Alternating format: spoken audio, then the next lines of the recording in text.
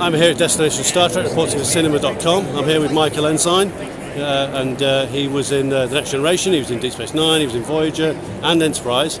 He's been in a bit of everything, really. And over to you, Michael. Tell us a little bit about your time in Star Trek. Well, it was very interesting because when I went out to Hollywood from here in 1979, I worried about some of the theater and training that I had. I went to Lambda, I was in British theater for many years, I was in the West End, all this kind of thing. So I was mainly a stage actor, and I'd done some camera work. Alan Parker had actually put me in front of a camera for the first time. I will be eternally grateful to him.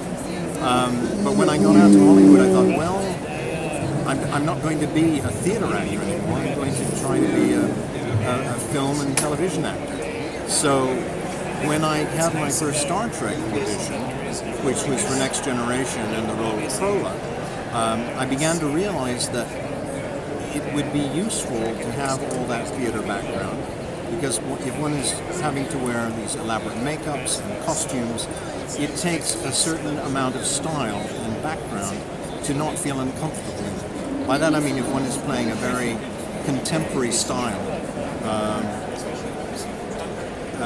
one is playing a very contemporary style, it's easy to be modern, but to be out of time is sometimes difficult for an actor. But for stage actors or classically trained actors, that's what we do. So it's no wonder that some of the finest actors involved with Star Trek, of course, Sir Patrick Stewart is the main case in point. He's been able to utilize all of that training. So anytime I did any of the Star Trek stuff, I was really impressed by, I could pull out actually things out of my bag of tricks.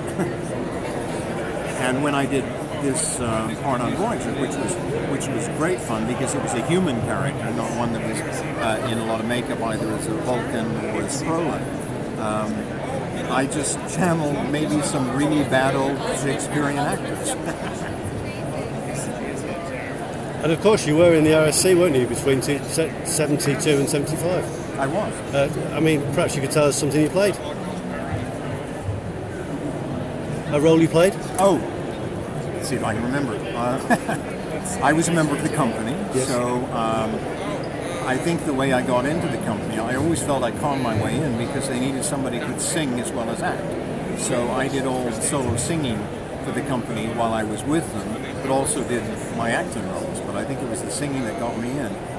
Let's see, Romeo and Juliet. I was one of the mob. One thing I prided myself in the years I was with the Royal Shakespeare Company. I never carried a spear. I was very careful never to carry a spear. But in Romeo and Juliet, I was the understudy for Paris. Anthony Pedley, I believe, was playing. And then I did the sing.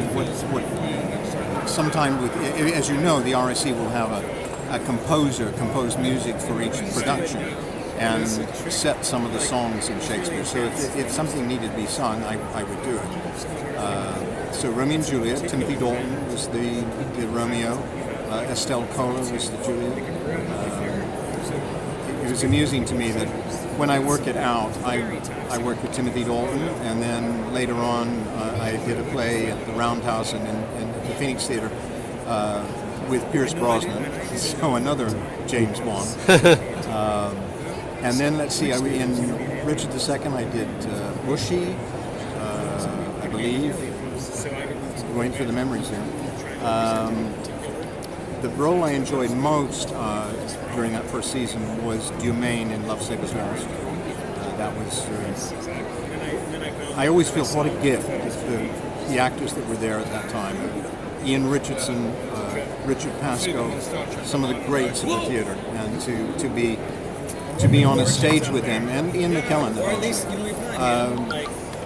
It was the awareness that they had such acting power, they could blow me off the stage in any second with their ability.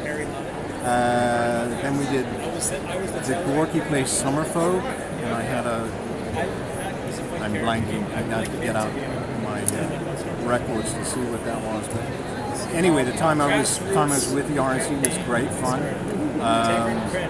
I felt a little cheated because when we went on tour, it was both times to New York. I was hoping that we were going to go to Australia or New Zealand or interesting places to me, because I've been in New York many times, but no such luck. We were the RSC home in London at that point was the Aldwych Theatre, which was a wonderful theatre, but grossly inadequate for a big company like that. So one would come off the stage and then have to hit the wall and then crawl along the side wall to get an exit. There's no room for anything, and they didn't have enough dressing rooms. So some of the great actors of the British theatre would wander the streets, waiting for the interval when a dressing room would clear and they could come in. Anyway, it's a great time. And perhaps, Michael, you treat us to a few lines from your perhaps most famous part in Star Trek, which was in False Prophets. You played the part of the Bard. I'll try. Many years. Let's see. I'll need glasses.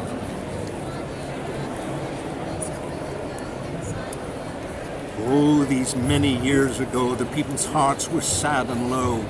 Then the sages to the city came. They came upon a burning flame, just as the seers said they would.